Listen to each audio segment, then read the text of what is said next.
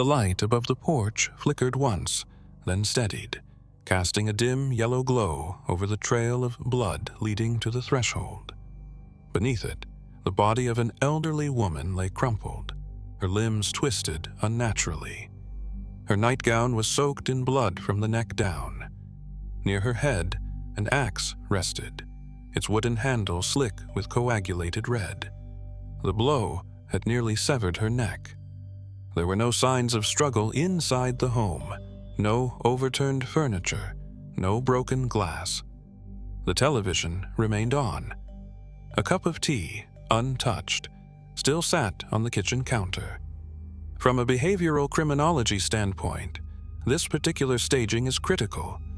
The quiet, the symmetry, the stillness of the interior, all sharply contrasted with the extreme violence just outside.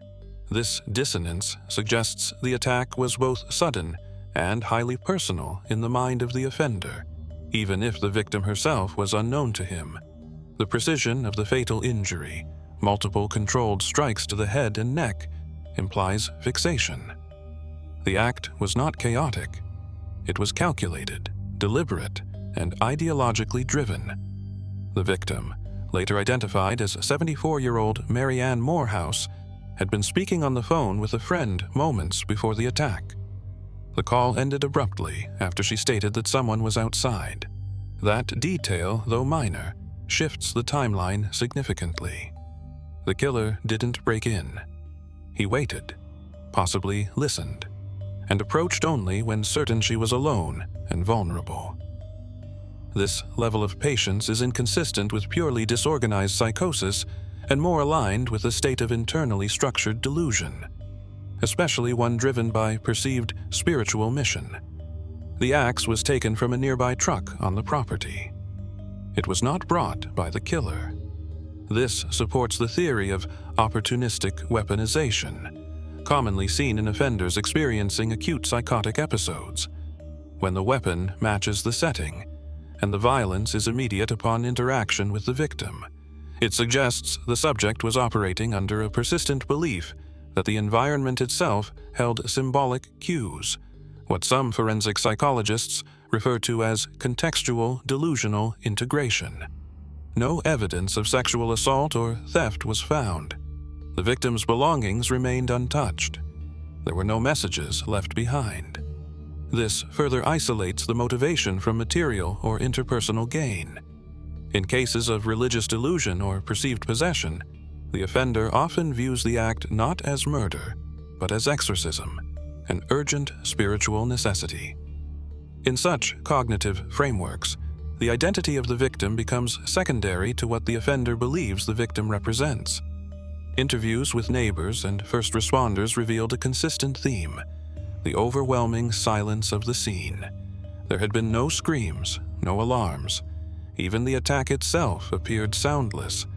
A blow to the skull with a heavy axe can render a victim unconscious almost instantly. The lack of defensive wounds confirmed this. The victim had no chance to plead or resist. The choice of a close contact weapon, paired with the anatomical targeting, supports the profile of a mission-oriented psychotic offender, one who believes their violence is morally justified, even necessary, for the protection of others. Approximately 2 hours after the discovery of the body, officers detained a disoriented male walking along a road 10 miles away. He was barefoot, covered in mud, speaking incoherently about demonic forces and divine responsibility. His name, Andrew Miguel. At the time of detention, he claimed he had fought off evil and that it was done now. His clothing was stained with blood.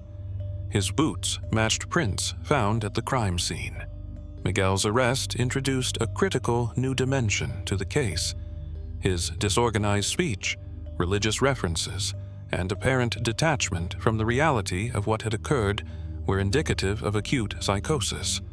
However, his ability to recall specific phrases, locate a fire station, and speak in linear thought at times complicates the assumption of complete mental disintegration.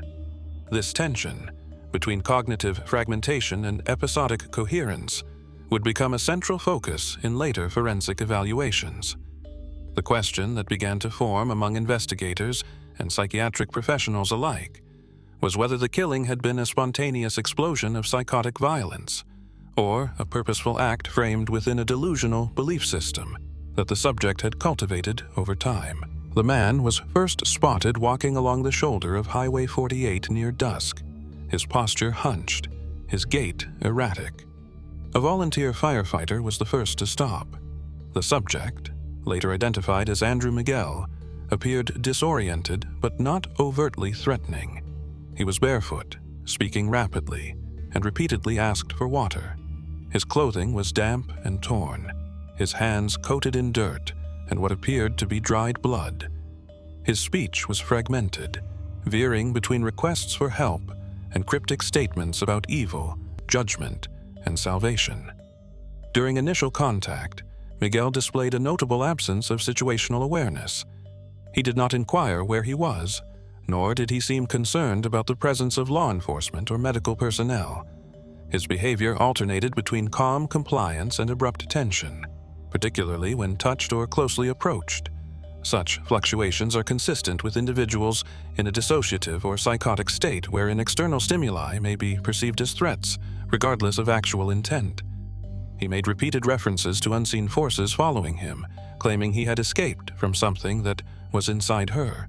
Upon arrival at the police station, Miguel was escorted inside without resistance. Surveillance footage showed him shivering, arms crossed tightly over his chest, blinking often, and scanning the room with visible paranoia. Though these actions could be interpreted as symptoms of withdrawal, environmental stress, or cold, the subsequent context suggested a deeper disturbance. His self-reported narrative, offered spontaneously without prompting, included a series of delusional beliefs regarding demonic possession, divine inheritance, and apocalyptic duty. At this stage, behavioral analysis indicated a pronounced break from reality. The subject's language patterns, while partially coherent, followed a thematic logic centered around persecution and messianic identity. He described recent experiences involving his deceased father speaking to him through radio static and receiving telepathic messages from his twin brother.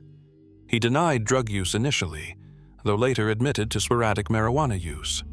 This inconsistency is common in psychotic individuals who either lack awareness of causality or selectively alter details to align with internal narratives.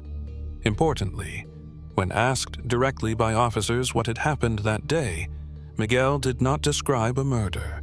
Instead, he said, "I ended it today. It had to be done." The use of abstract language to refer to a violent act is often a hallmark of cognitive distancing. This mechanism allows the offender to psychologically separate from the moral weight of the behavior by reframing it as a necessary or even redemptive act. In religiously motivated psychosis, such detachment is frequently reinforced by perceived divine sanction. The decision to transfer Miguel to the hospital was based on concerns for his mental stability. En route, he remained largely silent, but exhibited subtle signs of hypervigilance, flinching at minor noises, watching reflections, and shifting in his seat at irregular intervals. Once admitted, he initially cooperated with medical staff, but became increasingly agitated when asked about recent events. His vital signs were stable, but his psychological presentation was deteriorating. Hospital staff noted a rapid shift from verbal confusion to sudden physical agitation. Miguel began pacing, mumbling, and making ritualistic gestures. These behaviors suggested escalating internal stimulation, possibly triggered by environmental factors or the absence of external structure. When approached by a nurse for a basic examination, he raised his voice and shouted, "It's not over! They're still here!" Shortly afterward, he became non-responsive, curling into a fetal position on the hospital bed, repeating a prayer-like phrase under his breath. In cases involving mission-oriented delusions, this type of post-act regression is not uncommon. Once the perceived enemy is defeated, the individual often enters a state of emotional collapse, either due to adrenal depletion or a belief that their task has been completed. However, in Miguel's case, the regression was not sustained. Within hours, he would violently lash out against hospital staff and law enforcement in an incident that defied initial clinical expectations. The pattern of intermittent coherence observed in Miguel, his ability to speak, comply, and recall structured events despite a psychotic framework, raises important forensic questions about criminal intent. Was his behavior purely the product of uncontrolled mental illness, or did he retain enough awareness to modulate his actions under perceived threat? That question would become urgent when, during the early morning hours, the illusion of containment was violently shattered. Approximately 5 hours after his hospital admission, Andrew Miguel exhibited an abrupt behavioral escalation. Without verbal provocation, he rose from the hospital bed and physically engaged a deputy stationed at the door. The confrontation was rapid. During the struggle, Miguel overpowered the officer momentarily and gained access to the deputy's sidearm, which had been unsecured during the altercation. He discharged 1 round, striking the officer in the forearm. A second attempt to fire the weapon failed, allowing staff and backup personnel to subdue and restrain him. This incident marked a critical shift in the psychological profile of the subject. The capacity to seize a firearm under stress, discharge it accurately, and then physically resist multiple trained individuals contradicts earlier assumptions of total cognitive disorganization. Though his delusional system remained intact, his behavior suggested retained executive functioning in short bursts. This pattern is often seen in offenders experiencing structured psychosis, where internal belief systems drive behavior that is unpredictable, yet not entirely random. During the post-incident evaluation, Miguel vacillated between lucid explanation and disordered speech. He claimed the deputies had tried to poison him, stating that the medication was a form of spiritual infection. He referenced a repeated theme of duality, light and darkness, God and devils, truth and illusion. From a forensic standpoint, this belief system showed consistent internal logic, despite its detachment from reality. It met the clinical threshold for a fixed delusional disorder, with persecutory and grandiose features. When questioned later, Miguel described the events leading up to the homicide. He claimed he had been guided by a voice he believed to be divine. According to his statement, the woman he encountered was not a human, but a vessel for a demonic presence named Arthur, which he believed had followed him from his college campus. He recounted that she asked him questions in a tone he perceived as threatening. When she turned her back, he retrieved an axe from a nearby truck and struck her repeatedly. He insisted she had shifted between human and non-human form, and that ending her life was the only way to free himself. This account is revealing in several ways. First, the attribution of threat to ordinary behavior, such as conversation or body language, is common in subjects with persecutory delusions. Second, the reliance on symbolic interpretation of identity, particularly with shifting forms or spiritual possession, aligns with cases of acute psychosis influenced by religious ideation. Importantly, Miguel did not frame the killing as an act of anger or self-defense. He expressed it as a necessary spiritual intervention. This distinction, while critical for clinical diagnosis, complicates the legal assessment of intent. Behavioral indicators during the interview supported a complex internal state. Miguel maintained eye contact inconsistently, responded quickly to auditory stimuli, and frequently redirected the conversation toward abstract spiritual themes. He demonstrated minimal concern for the consequences of his actions, yet repeatedly asked whether he had done the right thing. This paradoxical blend of moral inquiry and emotional detachment is often seen in offenders whose psychosis includes delusions of religious duty or cosmic importance. Autonomic signs during questioning, sweating, tremors, shallow breathing, suggested elevated arousal, though not panic. These physiological responses are consistent with subjects who remain partially aware of the gravity of their actions, but externalize responsibility to an outside force. Miguel's body language lacked defensive posture. Instead, he appeared to alternate between passive remorse and hyper-focused certainty, particularly when discussing his perceived role in saving others. When asked whether he had intended to kill the woman, Miguel answered ambiguously, stating only that it had to happen. He claimed to feel sorrow, but did not express empathy toward the victim as a person. The absence of personalized remorse, coupled with the justification of violence through spiritual belief, suggests that he no longer viewed her as an individual at the time of the attack. This dehumanization, while not premeditated in the conventional sense, reflects a process of cognitive reframing that allowed him to commit lethal violence without emotional inhibition. While prior exposure to trauma or drug use can contribute to the formation of such delusions, no acute triggers were identified in Miguel's history that would directly explain the timing of his psychotic episode. His reference to sleep deprivation, strained family relationships, and spiritual awakening points to a broader pattern of psychological decompensation.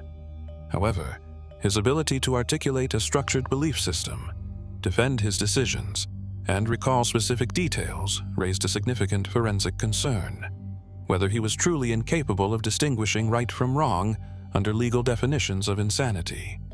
The final phase of interrogation would require clarification, not only of his mental state but of whether his actions were shaped purely by psychosis, or if, in some measure, they were reinforced by a deeper sense of personal conviction.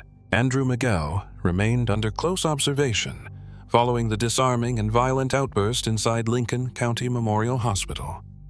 He was sedated and physically restrained, placed under 24-hour watch to mitigate further risk. His condition during this phase presented a unique challenge. While physically subdued, his verbal expressions intensified. He spoke with a sense of urgency and mission, oscillating between fragmented remorse and declarations of divine intent. He continued to refer to himself as a chosen one, stating he had been sent to eliminate evil, not harm people. Miguel's statements during this period revealed a duality often observed in forensic cases involving religious delusion. On one side, he described confusion, guilt, and fear of punishment. On the other, he portrayed his actions as sacred and necessary. This cognitive dissonance, sustained over several hours, suggested not a momentary psychotic break, but an entrenched delusional belief system maintained despite sedation, confrontation, and confinement. When pressed by medical personnel and law enforcement about the incident involving the firearm, Miguel showed recognition of the event but offered distorted reasoning. He claimed the officer had been infected, and that shooting him had been a defensive act against spiritual harm. Importantly, he did not deny the act, nor did he attempt to minimize its violence. Instead, he contextualized it as a righteous reaction to what he believed was a metaphysical threat. From a forensic standpoint, this rationalization reveals an internal logic consistent with structured psychosis, one that allows for coherent action based on false premises. The manner in which Miguel obtained and discharged the firearm remained a focal point in the psychiatric review. It required a level of awareness and physical coordination that, on the surface, appeared inconsistent with total cognitive impairment. His ability to respond to immediate threat, locate the weapon, disengage the safety mechanism, and aim at a specific target indicates preserved functional capacity during acute stress. In such cases, criminal responsibility hinges on whether these actions were reflexive survival behaviors or part of a broader delusional framework that justified violence as self-preservation. Statements made after the event further reinforced the subject's belief in external persecution. He alleged that hospital staff had attempted to drug him with chemical darkness, and that the institution itself was compromised by malevolent forces. This pattern of suspicion toward authority figures combined with supernatural attribution, aligns with chronic persecutory delusions seen in certain psychotic disorders, including schizophrenia and schizoaffective disorder. However, it also reflects potential features of drug-induced psychosis, particularly when triggered by synthetic cannabinoids or stimulant analogs. In clinical terms, Miguel displayed pressured speech, tangential thinking, and flight of ideas. His narrative lacked cohesion in content, yet his effect was often congruent, calm when speaking of victory, distressed when recalling confrontation, blank when asked about remorse. This affective inconsistency is diagnostically significant. It suggests that while his cognitive architecture remained impaired, he retained pockets of emotional reactivity tied to his distorted perception of events. Throughout the medical hold, Miguel referred multiple times to an entity named Arthur, whom he claimed was working through various people, including the woman he killed and the officer he shot. He expressed frustration that Arthur had not yet been eliminated, stating that the mission remained incomplete. This repeated reference, unprompted and consistent, indicates a fixation on an imagined antagonist. It reflects both a personalization of abstract fear and a method of projecting internal conflict onto external figures. There were no additional episodes of violence during the final hours of Miguel's hospitalization. However, his behavioral patterns, particularly his sudden transitions from docile submission to aggressive paranoia, remained unpredictable. Medical staff observed that his state of calm was superficial and entirely dependent on pharmacological management. His ability to present as cooperative, only to erupt violently under perceived threat, suggested he was not fully disorganized, but operating within a framework of fluctuating internal triggers. At the point of medical clearance, the decision was made to transfer Miguel to county detention for formal processing and psychiatric evaluation. A forensic psychiatrist was retained to determine his mental state at the time of the offense and assess his capacity for criminal responsibility. The evaluation would require not only a review of Miguel's mental illness, but also a determination of whether he understood the nature and consequences of his actions. Central to that process would be one final question. Did he believe what he claimed, or had delusion become a justification retroactively constructed to avoid accountability? Andrew Miguel was formally charged with second-degree murder and aggravated assault on a peace officer.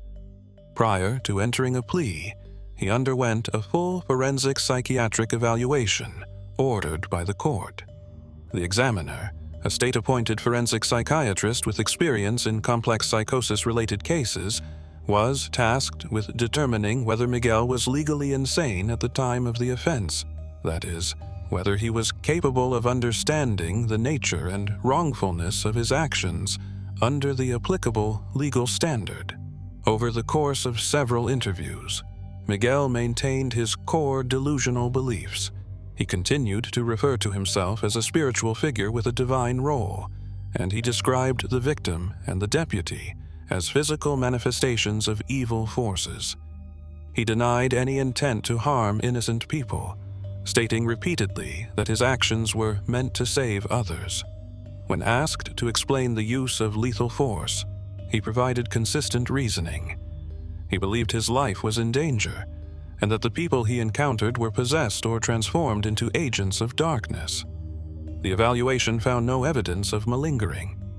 Miguel's belief system was fixed, resistant to contradiction, and internally coherent within his delusional framework. He did not waver under cross-examination or during psychological testing. However, the examiner noted that Miguel's thought content, while disordered, remained organized enough to allow for goal-directed behavior. He had navigated physical environments, interacted with strangers, and adapted his responses to authority figures. These findings suggested that while he was severely mentally ill, he retained functional awareness and a basic understanding of cause and effect. From a clinical perspective, Miguel met the criteria for a psychotic disorder, with persistent persecutory and religious delusions. However, from a forensic perspective, the threshold for legal insanity is narrower. The examiner concluded that Miguel understood that his actions would be viewed by others as wrong, even if he believed them to be morally justified. His own statements confirmed this. He expressed concern about punishment, acknowledged that the police were going to be mad, and attempted to leave the scene after the homicide. These behaviors indicated preserved knowledge of social and legal norms, even within a delusional state. The court accepted the expert's opinion. Miguel was found competent to stand trial and legally responsible for his actions. In a negotiated plea agreement, he admitted guilt in exchange for a reduced sentence. The prosecution acknowledged his mental illness, but emphasized the danger he posed and the lasting impact on the victim's family and the injured officer. Miguel was sentenced to 45 years in prison, followed by 5 years of supervised release. 6 years of the original sentence were suspended due to mitigating psychiatric factors, though the court made clear that the punishment reflected the seriousness of both the homicide and the hospital shooting. The case presented a complex intersection of mental illness, delusional belief, and lethal violence. Miguel's actions were not driven by greed, revenge, or malice in the conventional sense. Instead, they were the result of a distorted worldview in which violence became rationalized as a sacred duty. His detachment from emotional consequence, combined with his persistent justification of the act, illustrated a profound breakdown in moral reasoning, not a lack of intelligence, but a fundamental disorder of thought and perception. Cases of this nature challenge both clinical and legal frameworks. They reveal the limitations of binary definitions such as sane or insane, guilty or innocent. Miguel's belief in his own righteousness did not absolve him of responsibility, but it reframed the crime as one rooted in psychological collapse rather than premeditated evil. The tragedy of the case lies in this duality. A victim lost her life to a man who truly believed he was saving the world. In the end, the legal system held him accountable, but the psychiatric dimension remains essential to understanding the full picture. This case underscores the need for early intervention, reliable access to mental health treatment, and careful risk assessment in individuals showing signs of delusional thought. Without those measures, ideologically driven violence, regardless of its origin, can manifest in ways that devastate both victims and communities.